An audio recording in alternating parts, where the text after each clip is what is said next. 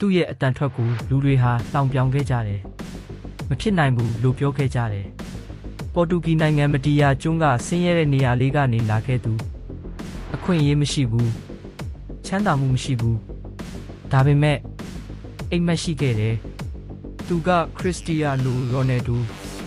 အသက်12နှစ်မှာအိမ်ကနေထွက်ခွာခဲ့တယ်တယောက်တည်းကြောက်ရွံ့မှုတွေ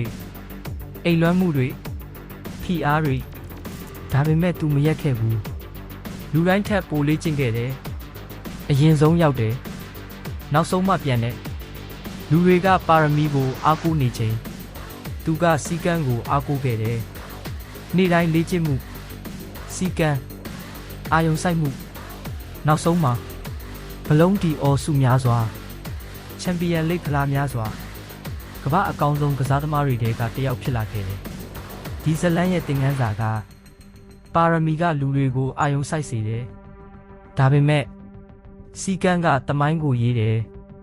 လူတိုင်းမယုံကြည်တဲ့အချိန်မှာတော့မင်းဆက်စူးစမ်းနိုင်မလား Thanks for watching. Food for Soul.